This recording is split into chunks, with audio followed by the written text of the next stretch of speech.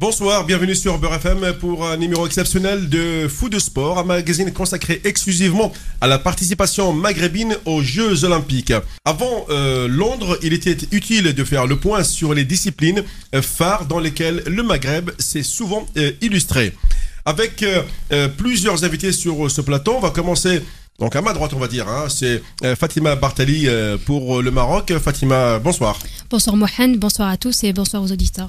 Journaliste spécialiste un peu de tous les sports algériens et il est donc, on va dire, le correspondant permanent à travers le monde du jeune indépendant Saïd Asset. Bonsoir Saïd. Bonsoir Mohamed, merci pour l'invitation. Mohamed Jadi qui est avec moi tous les dimanches dans Foot de Foot. Donc aujourd'hui, il est dans Foot de Sport. Foot de Sport Mohamed, bonsoir à nos deux invités. Et je n'oublie pas bien sûr mes deux collègues bien sûr. Mes compères des statistiques, des faits marquants.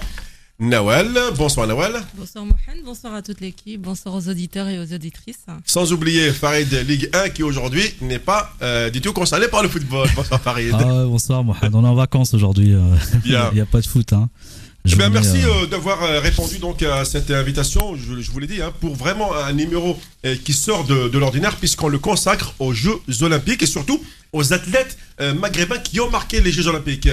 Je vais bien entendu vous demander à vous tous, dans un premier temps, de me donner le nom d'un athlète ou d'une athlète qui ont marqué vos esprits. Je vais commencer par Fatima Bartali. Je citerai la Marocaine Nawel Moutawakil, qui est la première femme africaine et du monde arabe à avoir remporté une médaille d'or aux Jeux Olympiques. C'était à Los Angeles en 1984 pour le 400 mètres haies et elle a battu en même temps le record d'Afrique en 54 secondes 61. Depuis 1998, elle est membre de la membre du Comité international olympique et depuis le 7 août 2008, elle est membre de la commission exécutive de ce même comité. Et depuis, elle a occupé le poste de ministre de la Jeunesse et des Sports. Elle a été nommée le 15 octobre 2007 sous le gouvernement de Abbas El-Fassi. Quel parcours pour cette femme. Et il encore, est exceptionnel. C'est pas exhaustif, j'ai pas... Oui, tout à fait. C'est, en plus d'avoir été une grande athlète, je n'oublierai jamais cette image de tous les commentateurs qui étaient surpris de voir une femme arabe qui déboule comme ça dans le virage et qui domine ses adversaires. À l'époque, les pays de l'Est étaient imbattables et on voyait donc cette petite Marocaine, un petit bout de chou comme on dit, qui arrive en bout de ligne et qui remporte cette première médaille d'or et donc on va dire première femme arabe à avoir gagné cette médaille. Saïd, alors. Oui, moi je reste dans la même discipline, dans l'athlétisme et toujours dans la jante féminine, c'est l'Algérienne Nouria Benida Merrah qui avait décroché la médaille d'or en 2000 en Australie. Ça reste quand même un exploit indélébile, on ne peut pas oublier ça parce qu'il est passé médiatiquement parlant sous silence dans la mesure où à l'époque en 2000, en finale, je me rappelle très bien, Nouria a été confrontée à deux Roumaines qui ont vraiment battu, qui dominaient l'athlétisme. C'était Violetta et Szabo. Ah oui. Et de ce fait-là, encore il y avait un autre ingrédient qui a fait que la médaille de Nouria était exceptionnelle parce qu'elle était blessée la veille de la finale et elle avait remporté la première médaille d'or de l'ère 2000 à Sydney à l'âge de 30 ans. Parce que généralement, les médailles sont récoltées à l'âge de 20 ans, 21 ans, 22 ans. Elle remporte sa première médaille à l'âge de 30 ans. Ça reste quand même un souvenir incroyable parce qu'en finale, on attendait les Roumaines et on voit une petite Algérienne qui sort comme ça. C'était dans l'épreuve du demi-fond, c'était le 1500 mètres. Ouais. Mais justement, Saïd, parce que là, je vais quand même t'interpeller. Cette médaille est passée vraiment inaperçue. Inaperçue, c'est le mot. C'est honteux. Je veux dire que c'est la deuxième après, bien sûr, Boulmerka. Mais on en a fait tellement de choses sur Boulmerka. D'ailleurs, tout à l'heure, Nawel va nous en parler. Mais c'est sur Benida Merrah quand même. Oui, moi. Parce que battre les Roumains de l'époque, il fallait vraiment être costaud. Non, parce qu'à l'époque, en 2000, les espoirs étaient versés vers d'autres athlètes plus connus, des filles plus connues, des garçons algériens athlétisme. Et puis dès lors, moi je pense qu'actuellement, Benida reste la dernière gloire de l'athlétisme parce qu'on ne fait plus aujourd'hui des Boulmerka, on ne fait plus des Morsli en Algérie, on ne fait plus des coureurs, des Guernier, on les fait plus. C'est la raison pour laquelle qu'aujourd'hui l'athlétisme est à renvoyer au calendrier grec pour pour un départ de nouvelles bases. On reviendra tout à l'heure dans le débat effectivement sur les différentes écoles entre notamment l'école marocaine et l'école algérienne, et on verra pourquoi aujourd'hui le Maroc est en train de nous sortir une nouvelle génération de coureurs qui risquent de faire mal au JO. Et sur le plan mondial, la chose qui m'a marqué dans l'histoire des Jeux Olympiques, ça reste vraiment quelque chose d'extraordinaire, c'est le Fosbury de 68. Oui. Ça c'est immense, c'est vu de notre planète.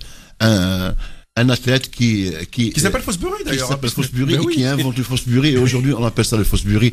Vraiment, il n'y a rien à dire. Mohamed Jadi. Moi, ce qui m'a vraiment marqué, Mohamed, c'est le boxeur algérien Soltani Hussein, qui a été assassiné à l'âge de 30 ans dans des circonstances à ce jour obscures. Il a été assassiné à Marseille en 2002. Il n'a pu être rapatrié en Algérie qu'en 2004. 2 ans après. Mais attends, mais c'est quoi cette histoire à dormir debout? Justement, Mohamed, c'est les... Attends, 2 ans 2 ans après. En France, ou bien dans une fosse commune, ou bien dans un frigo, ce auquel j'y crois pas, et après on le rapatrie. C'est pas possible. Il semblerait qu'il a été, je ne sais pas, enterré ici, puis à la demande de ses parents, ils l'ont rapatrié en Algérie 2 ans après. Bon, ne rentrons pas dans les détails. Je voulais revenir sur sa carrière parce qu'il reste quand même, il reste à ce jour le boxeur le plus titré, le boxeur algérien bien sûr, le plus titré. Il fut en effet champion d'Afrique, champion arabe, vainqueur des Jeux méditerranéens, médaille de bronze aux Jeux Olympiques de Barcelone en 92, médaille d'or aux Jeux Olympiques d'Atlanta en 96. Il passe professionnel en 98, il s'exile aux États-Unis avant d'être assassiné en 2002, comme je l'ai dit, à Marseille. Voilà un petit peu. C'est terrible. Actuellement, sa ville natale mise beaucoup sur son neveu, qui s'appelle Mebarek Soltani, qui est actuellement champion méditerranéen et champion du monde arabe. D'accord. Voilà. On reviendra de toute façon tout à l'heure sur les qualifiés, sur les boxeurs qualifiés pour les JO, parce que côté marocain et côté algérien, il y a vraiment une belle motion.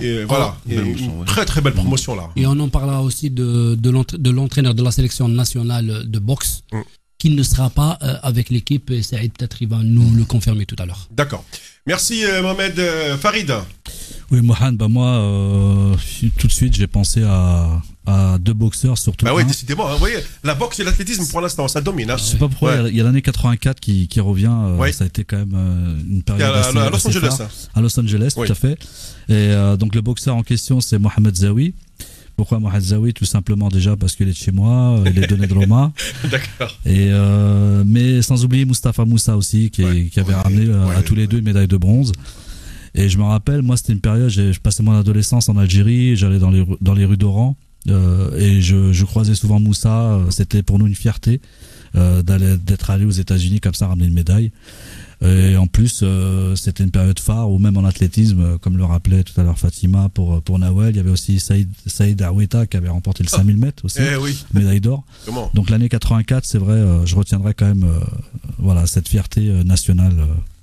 Saïd Aoueta. Et à la fois cette fierté maghrébine. Il faut le rappeler quand même, pour ceux qui ne s'en souviennent peut-être pas, c'est le premier homme à avoir détrôné tous les fondeurs britanniques. Oui, que ce soit Steve Ovett, Steve Cram ou Sébastien Coe. Absolument. Voilà. Et on lance un appel Mohamed à Moussa, qui se trouve ici en France, de bien vouloir nous contacter, parce qu'il semblerait qu'il a toujours un litige avec la Fédération algérienne de boxe ou avec la tutelle, pour ne pas dire le ministère de la Jeunesse et des Sports. Donc on lance un appel, on lance une invitation à Moussa, qui se trouve ici en France, ou un de ses copains qui peut l'inviter pour nous. Voilà.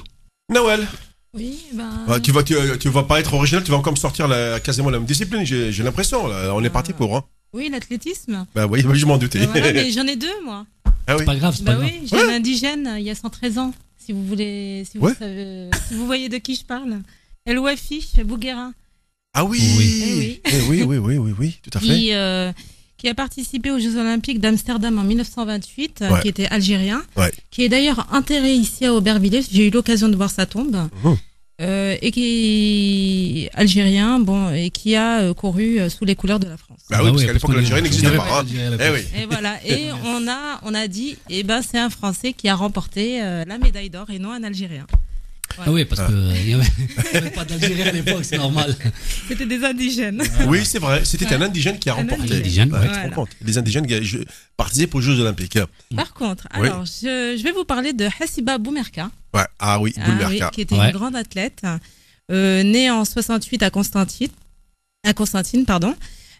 qui a remporté le championnat panarabe de cross-country féminin à Bagdad. Ensuite, ce qu'il fallait savoir, elle travaillait la journée et le soir, elle partait s'entraîner. C'était très dur. La même chose pour tout le monde à l'époque. Oui. Voilà. Ouais. Alors, elle a remporté des titres de championne d'Afrique du 800 mètres.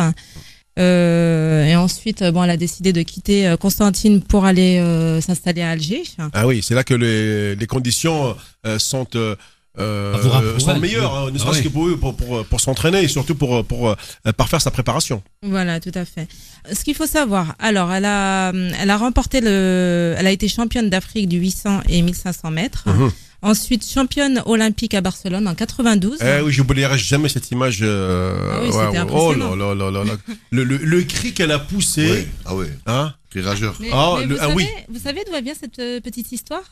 Il y avait son coach, son entraîneur, qui lui disait Algérie, Algérie. Et c'est pour cette raison qu'elle a été poussée d'accord. à gagner. C'est bien, ça, c'est bien. C'est un petit peu à la Fergan Mourad. Tu te souviens quand son adversaire le tabassait à mort et son entraîneur lui disait Mourad, l'Alam, drapeau. Il l'a dit ici d'ailleurs à la télé. Il nous a dit quand j'ai entendu ce mot l'Alam, il a pu reprendre ses forces et il a battu son adversaire. Exact. Alors, ce qu'il faut savoir, elle a été championne du monde des 1500 mètres à Tokyo. Ouais. Et ensuite, du 1500 mètres à Gothenburg, en 95. C'était en Suède, à Göteborg, exactement. Voilà. Tout à fait. Voilà. Non, mais c'est franchement des athlètes magnifiques. Moi, je vais être à peu près comme vous. Je vais pas être original non plus.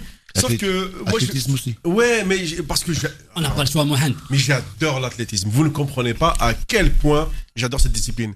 C'était à Atlanta en 96. Il y avait un duel en finale. Et on savait tous que le plus grand adversaire de Morsli, c'était Hicham El Garouj. Et c'est vrai que les courses des deux athlètes étaient différentes. Je voyais que El Garouj ne forçait pas son talent. T'as l'impression qu'il était au ralenti. Et je me suis dit, s'il pousse une accélération, Nordine ne pourra jamais résister.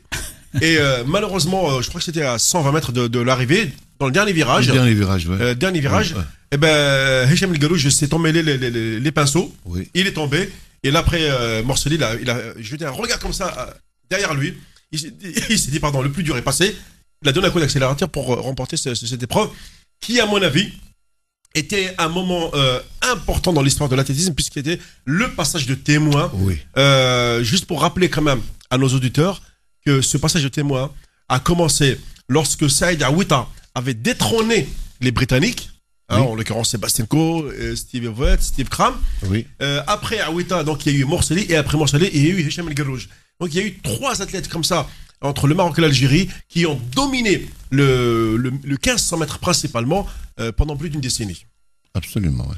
Parlons de l'attentat Mohamed, pour l'anecdote, je garde toujours la tenue parade qui m'a été remise par la sélection algérienne à l'époque. Et j'étais le plus jeune journaliste algérien à cette époque. Où ça? C'était en 96 à Atlanta. Très bien. Et je garde toujours la tenue parade jusqu'à maintenant. Ah oui. Voilà. Mais tu l'as pas ramené ici pour parader avec nous. À la télé, je la ramène à la télé. Inch'Allah. Inch'Allah. D'accord. Donc voilà à peu près. Merci d'abord pour toutes ces informations que vous nous avez données. Avant de commencer, bien entendu, avec, on va parler un peu d'histoire, on va choisir les disciplines, ce qu'on attend des athlètes maghrébins au JO de Londres. Je voudrais juste que l'on fasse, ne serait-ce qu'une petite comparaison. Saïd, là je vois au niveau de l'athlétisme, on voit que le Maroc a compris qu'il fallait, par exemple, se remettre au travail. Les vrais athlètes sont au pouvoir. DTN, Saïd Aoueta, entraîneur des fondeurs, Hicham El Garouj, je crois. Donc là, il y a des coureurs qui arrivent qui sont très bons. Oui. Et nous, en Algérie, on se dit, mais qu'a fait Morsli? Oui, l'athlétisme marocain et algérien se ressemblent. Oui, oui. À la base, parce que là, vous venez de citer tout à l'heure. Plus dans le demi-fond, on est d'accord. Oui, il y a toujours un relais. Chez la gente féminine, après Moutawakel, il y a eu Hassiba, puis bon, il n'y a pas eu de succession par la suite. Et Nessa Bidouane, il ne faut pas oublier. Oui, voilà, très bien. Et puis par la suite, bon, chez les garçons, on avait dit Saïd Awita, puis il y a eu Morsli, et par la suite, il y a eu Hichem. Et là, les deux nations, dans le sport de l'athlétisme, ont compris qu'il y a un frein qu'il fallait défreiner pour reprendre cette discipline avec de bonnes et solides bases. Le Maroc a mis du temps, je dis bien a mis du temps, a perdu du temps pour donner à Saïd Awita le rôle de DTN et de responsable premier. J'ai eu l'occasion de discuter avec Saïd Awita au Maroc lors d'une compétition de handball. À l'époque, je dis, mais c'était en 2009, en 2008, il avait demandé à ce que il exerce bénévolement, je dis bien bénévolement, ce rôle-là, ce rôle-là pour l'athlétisme marocain. Ben, ça a pris beaucoup de temps et ce n'est que dernièrement qu'on a quand même donné libre droit et travail et profession à Saïd Awita pour exercer cette fonction. En Algérie, on freine toujours. On freine parce que ça va de mal en pis. Nous n'avons plus d'athlètes qui honorent notre nation, l'Algérie, dans des compétitions. Je ne parle pas des Jeux Olympiques. Je parlerai peut-être des championnats d'Afrique où l'athlétisme ne bat de l'aile. Principalement dans le demi-fond, le 800, le 1500, le 3000, le 5000, 10 000, voilà. Absolument. Ce sont les épreuves dans lesquelles... voilà. Si on remonte un peu la pente, on va trouver un seul dénominateur commun qui est des problèmes au niveau de l'instance fédérale. D'accord. Chose qui existe dans d'autres instances fédérales. Justement, Saïd, on ne retrouve plus les anciens, par exemple, les anciens athlètes au sein des instances fédérales. Ça y est. Et la dernière, Saïd, je ne sais pas si... Alors justement, ce que nous allons faire, on va marquer une première pause dans cette émission. On se retrouve dans un instant. On va parler un petit peu de ces problèmes. Et comme ça, avec un petit clin d'œil de temps en temps, avec Nawel et Farid, faire des petits rappels historiques. Et je pense également que Fatima nous a concocté tout un dossier sur le Maroc dans lequel on retrouve beaucoup de grands athlètes. Il y a un petit jeune demi-fondeur qui arrive. Je crois qu'il s'appelle Abdelati Iguider. Attention, il faut se méfier de ce garçon. Moi, j'ai l'impression que c'est lui qui fera la différence